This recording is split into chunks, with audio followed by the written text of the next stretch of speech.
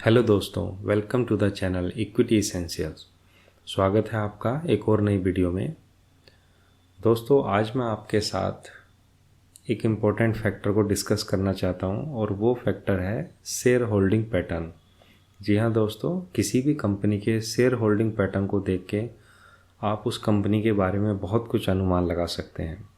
उस कंपनी का फ्यूचर कैसा है, वो कंपनी फ्यूचर में रिटर्न देने वाली है या फिर लॉस देने वाली है, या फिर वो कंपनी फ्यूचर में चलेगी, मल्टी बैगर बनेगी या फिर डूब जाएगी। इनमें से बहुत सारी बातों का पता हम शेयर होल्डिंग पैटर्न से लगा सकते हैं। देखिए, शेयर होल्डिंग पैटर्न का क्या महत्व होता है, इसको समझने से पहले हम ये समझते हैं कि शेयर होल्डिंग पैटर्न होता क्या है। मान लीजिए आप कोई कंपनी शुरू करना चाहते हैं, आपने कुछ पैसा अपना लगा दिया और एक कंपनी खोल दी है। तो उस कंपनी में किसका पैसा लगा है? सिर्फ आपका लगा है। उसके 100% ओनर कौन है? आप हैं। और आपने ही चूंकि उस कंपनी को एस्टेब्लिश किया है, तो आप कौन हो गए? उसके प्रमोटर। और यहाँ पर प्रमोटर होल्डिंग कितनी हो गई? 100%। अब मान लीजिए आप अपने बिजनेस में कुछ एक्सपेंशन करना चाह रहे हैं, आपको पैसे की ज़रूरत है, तो आप किसी और व्यक्ति या कंपनी से पार्टनरशिप करते हैं और कुछ उससे पैसा ले लेते हैं। सपोज कीजिए कंपनी में आपने 1 लाख रुपया अपना लगाया था, ठीक है, और 1 लाख रुपया अब आपने किसी दूसरे व्यक्ति से भी ले लिया। तो इस तरह से जो कंपनी की वैल्यू हो गई वो इस समय 2 लाख रुपए है, और उस 2 लाख में 1 लाख आपका लगा है और 1 लाख लगा है आपका पार्टनर का। तो यहाँ पर शेयर होल्डिंग पैटर्न क्या हो गया? प्रमोटर जो कि आप हैं, वो उसका हो गया शेयर होल्डिंग पैटर्न 50%। और मान लीजिए जिससे आपने लिया है वो कोई फर्म है, कोई म्यूचुअल फंड हाउस है, तो उसकी होल्डिंग हो गई 50%। ठीक है। अब यहाँ पे हम किन किन लोगों से पैसा ले सकते हैं? देखिए, मार्केट में मेनली 4 लोग हैं, ठीक है। एक तो खुद प्रमोटर हो गया, जो समय समय पे अपनी कंपनी में पैसा लगाता रहता है। दूसरा होते हैं DII, डोमेस्टिक इंस्टीट्यूशनल इन्वेस्टर। ये वो कंपनियां, बड़े बड़े हाउसेज होते हैं जो अक्सर अपना पैसा कंपनी में इन्वेस्ट करते हैं। दूसरे होते हैं mutual fund houses. Mutual fund वो होते हैं जो पब्लिक का पैसा किसी कंपनी में लगाते हैं, ठीक है। तीसरा होते हैं FII, फॉरेन इंस्टीट्यूशनल इन्वेस्टर, ठीक है। ये वो होते हैं जो हमारे कंट्री से बाहर के होते हैं, ठीक है। ये भी अपना पैसा अगर किसी कंपनी में लगाते हैं तो उस शेयर होल्डिंग पैटर्न को माना जाएगा FII की शेयर होल्डिंग।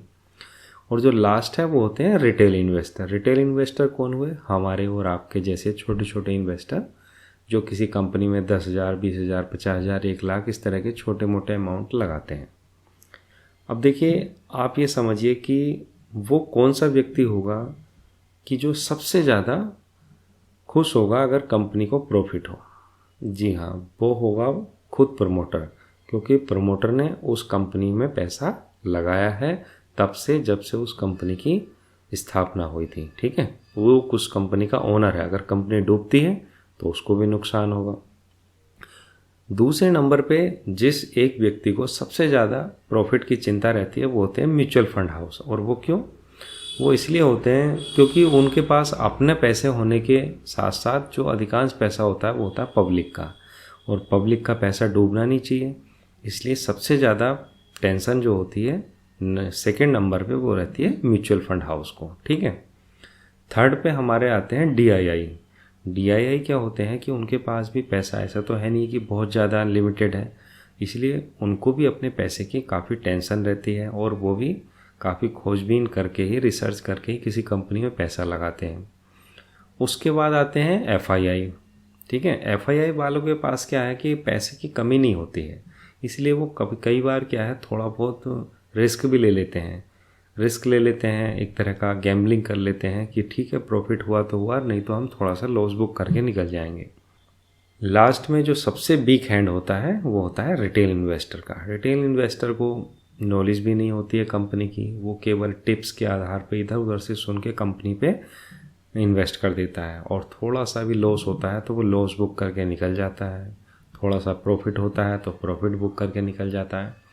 तो इस तरह से अगर हम स्ट्रॉन्ग हैंड और वीक हैंड्स में देखें तो सबसे स्ट्रॉन्ग हैंड होता है प्रमोटर का, सेकंड नंबर पे म्यूचुअल फंड का, थर्ड पे DII, फोर्थ पे FII, और सबसे वीक हैंड माना जाता है रिटेल इन्वेस्टर का। ठीक है, तो ये हमने समझ लिया कि शेयर होल्डिंग पैटर्न क्या होती है और कौन कौन शेयर होल्डिंग पैटर्न में हो सकते हैं और कौन सा शेयर होल्डिंग में स्ट्रॉन्ग हैंड होता है और कौन सा वीक हैंड होता है। सबसे ज़्यादा स्ट्रॉन्ग हैंड प्रमोटर को माना जाता है। ठीक है, अगर क्योंकि प्रमोटर अगर अपनी कंपनी को बेच रहा है तो फिर कोई मतलब ही नहीं बनता है। और सबसे ज़्यादा वीक हैंड माना जाता है रिटेल को। रिटेल इन्वेस्टर का कोई भरोसा नहीं होता है कि वो कब किसी कंपनी में प्रॉफिट बुक कर ले, कब आ जाए, कब निकल जाए। ठीक है, तो अब हम देखते हैं कि क्या क्या केसेस हो सकते हैं। देखिए, किसी भी कंपनी के लिस्ट होने के 3 साल के अंदर अंदर प्रमोटर को अपनी शेयर होल्डिंग 100% से घटाकर 75% तक लानी होती है, जो कि सेबी का नियम है। अब हम क्या कह सकते हैं कि भाई कोई भी कंपनी सबसे बेहतर कंडीशन में कब मानी जाएगी प्रमोटर होल्डिंग की नज़र से, जबकि उसमें प्रमोटर होल्डिंग 75% हो। ठीक है, दूसरे नंबर पे अब ये आता है कि जो रेस्ट ऑफ द 25% है वो किसके पास जाती है। अगर उस 25% को म्यूचुअल फंड हाउस ले रहा है तो बहुत अच्छी बात है। अगर वो DII या FII के पास जा रहा है तो भी ठीक ही है। लेकिन अगर बचे हुए 25% को एक रिटेल इन्वेस्टर लेके बैठा है तो फिर थोड़ा सा रिस्क वाली बात है। रिस्क वाली बात क्यों होती है? देखिए, एक रिटेल इन्वेस्टर घर में बैठा है, टिप्स के आधार पे इन्वेस्टमेंट कर रहा है, लेकिन जो FII, DII और म्यूचुअल फंड वाले हैं वो इस तरह से नहीं करते हैं।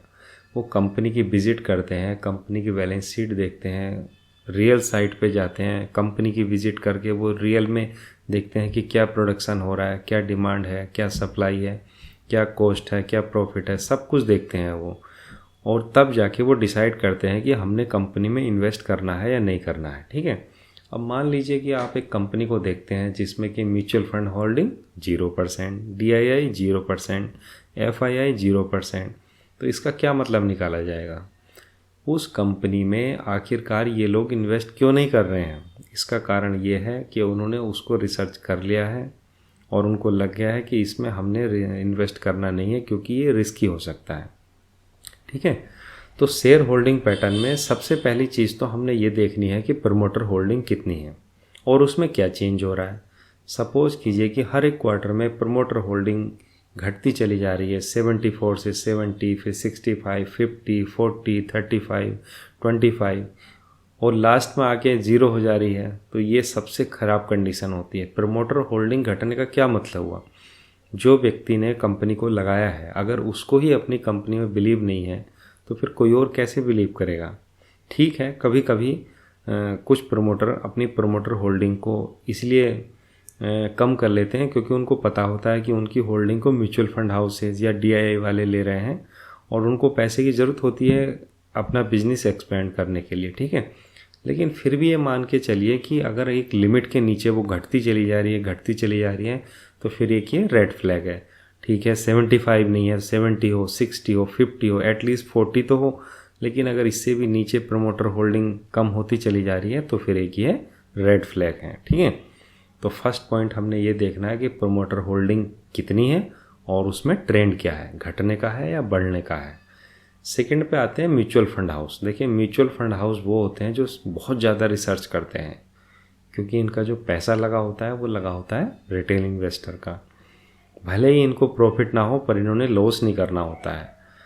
और इसीलिए हमने ये भी देखना है कि कंपनी में म्यूचुअल फंड हाउस की होल्डिंग है या नहीं है। एक कंपनी जिसमें बिल्कुल भी म्यूचुअल फंड हाउस की होल्डिंग नहीं है, ये भी अपने आप में एक रेड फ्लैग होता है। या फिर कंपनी की जो म्यूचुअल फंड हाउस की शेयर होल्डिंग है वो घटती चली जा रही है, घटती चली जा रही है, तो ये भी अपने आप में एक रेड फ्लैग माना जाएगा। दूसरा, DII की होल्डिंग। जो रूल हमने म्यूचुअल फंड के लिए बनाया है वो DII के लिए है। अगर DII की होल्डिंग भी नहीं है कंपनी में तो ये भी एक और रेड फ्लैग हो गया। या फिर हर एक क्वार्टर में DII की शेयर होल्डिंग घटती चली जा रही है, ठीक है, तो ये भी एक रेड फ्लैग है। अच्छा, इसका opposite point plus positive point हो जाएगा। सपोज कि हर एक क्वार्टर में म्यूचुअल फंड हाउस की शेयर होल्डिंग बढ़ती चली जा रही है या फिर DII की शेयर होल्डिंग बढ़ती चली जा रही है, तो ये एक पॉजिटिव है क्योंकि इनको ये दिख रहा है कि फ्यूचर में कंपनी में ग्रोथ होने वाली है, इसीलिए वो ग्रोथ होने से पहले ही कंपनी में अपना स्टेक ले रहे हैं। तीसरा होता है FII। FII वाले क्या होते हैं कि इनकी शेयर होल्डिंग को बहुत ज़्यादा आप रिलायबल नहीं मान सकते हो, क्योंकि ये लोग साल में कभी आ रहे हैं कभी जा रहे हैं, ये ज़्यादा स्टेबल नहीं रहते हैं। ठीक है, इनको जब लगता है कि किसी और कंट्री में अच्छी अपॉर्चुनिटी है तो ये तुरंत प्रॉफिट बुक कर देते हैं, भले ही कंपनी में कोई भी रेड सिग्नल ना हो तब भी ये प्रॉफिट बुक करके निकल जाते हैं। लेकिन फिर भी FII की होल्डिंग किसी कंपनी में होना एक पॉजिटिव पॉइंट माना जाता है। और FII वालों की एक अच्छी बात क्या है कि जब ये किसी कंपनी में अपनी शेयर होल्डिंग पैटर्न बढ़ाते हैं, स्टेक लेते हैं, तो इतना तेज़ी से लेते हैं कि जो आपको प्रॉफिट होता है वो बम्पर प्रॉफिट होता है। ठीक है, इसलिए जब FII वाले अपना स्टेक बढ़ाते हैं किसी कंपनी में तो अचानक से जो बूम आती है, जो अपर सर्किट लगते हैं, उनका अलग ही आनंद होता है। तो आप इस पैटर्न को भी देख सकते हैं कि ऐसी कौन सी कंपनी है जिसमें हर एक क्वार्टर में FII वाले अपना शेयर होल्डिंग को बढ़ा रहे हैं। जो सबसे खतरनाक चीज़ है वो होती है रिटेल होल्डिंग का बढ़ते चले जाना। जी हाँ, जब सब लोग ये जान जाते हैं कि कंपनी में अब कुछ नहीं हो सकता है, कंपनी की अब स्थिति ख़राब होने वाली है, हो सकता है आने वाले समय में कंपनी एकदम ख़त्म हो जाए, तो क्या होता है लास्ट में कि promoter, DIA, mutual fund, FII ये सब अपने अपने शेयर को डंप करते हैं। और कहाँ डंप करते हैं? रिटेल इन्वेस्टर के ऊपर। सबसे पहले म्यूचुअल वाले निकल जाएंगे, फिर DIA वाले निकल जाएंगे। FII वाले देखते ही नहीं है कि हमें प्रॉफिट हो रहा है लॉस हो रहा है, जब वो मन बना लेते हैं तो किसी भी रेट पे निकल जाते हैं। लास्ट में बचता है प्रमोटर, और प्रमोटर कुछ इस तरह से डंप करता है कि मार्केट में न्यूज़ बनाई जाती हैं, कुछ समय के लिए अपर सर्किट लगाए जाते हैं, और फिर धीरे धीरे धीरे धीरे सारा का सारा शेयर रिटेल इन्वेस्टर के पास में आ जाता है। तो जो सबसे खतरनाक चीज़ होती है वो होती है रिटेल इन्वेस्टर की होल्डिंग बढ़ते चले जाना। तो ये सबसे बड़ा रेड फ्लैग होता है कि आखिरकार सब लोग अपना अपना स्टेक रिटेल को क्यों दे रहे हैं। अगर कंपनी इतनी ही अच्छी है तो वो अपने पास क्यों नहीं रख रहे हैं। दोस्तों, इस बात का आप ध्यान रखिए कि अगर म्यूचुअल फंड वाले, DIA वाले, FII वाले निकल रहे हैं और रिटेल की होल्डिंग बढ़ती चली जा रही है तो ये रेड फ्लैग है। और साथ में अगर प्रमोटर भी अपनी होल्डिंग को कम कर रहा है तो फिर तो आपने उस कंपनी में नहीं रहना है। तो दोस्तों, ये एक छोटी सी वीडियो थी शेयर होल्डिंग के बारे में। थोड़ा सा मैं बता देता हूँ कि जब भी आप किसी कंपनी में स्टेक करें तो कोशिश करें कि वो ऐसी कंपनी हो कि उसमें कुछ मात्रा में DIA, म्यूचुअल फंड और FII वाले ज़रूर हो। प्रमोटर होल्डिंग आपकी कम से कम 40% या उससे अबव हो। अगर 75% है तो क्या कहने हैं। ठीक है, और दूसरा जो मेन चीज़ है वो है ट्रेंड घटता हुआ नहीं होना चाहिए, ट्रेंड होना चाहिए बढ़ते हुआ। प्रमोटर कंपनी में अपनी होल्डिंग बढ़ा रहा है, DIA वाले अपनी होल्डिंग बढ़ा रहे हैं, म्यूचुअल फंड वाले बढ़ा रहे हैं, FII वाले बढ़ा रहे हैं, तो ये सब अच्छी चीज़ें हैं। और अगर धीरे धीरे ये लोग अपनी होल्डिंग को घटा रहे हैं और रिटेल के ऊपर डंप कर रहे हैं तो फिर ये कि रेड फ्लैग है, फिर आपने उस कंपनी में नहीं रहना है। ठीक है दोस्तों, तो यही था आज का वीडियो। आशा करता हूँ ये वीडियो आपको अच्छी लगी होगी और आप इस वीडियो की मदद से अपने भविष्य में अच्छे डिसीजन ले पाएंगे। कोशिश हमारी यही है कि जो हमारा रिटेल इन्वेस्टर है उसको बचाया जाए, क्योंकि सब लोग इस समय प्रॉफिट कमाने में लगे हैं रिटेल व्यक्ति को बेवकूफ़ बना के। और हमारी कोशिश यही है कि किस तरह से रिटेल इन्वेस्टर को बचाया जाए, उसके मेहनत से कमाए हुए पैसे को बचाया जाए। ठीक है दोस्तों, please like the video and subscribe the channel. Bye bye.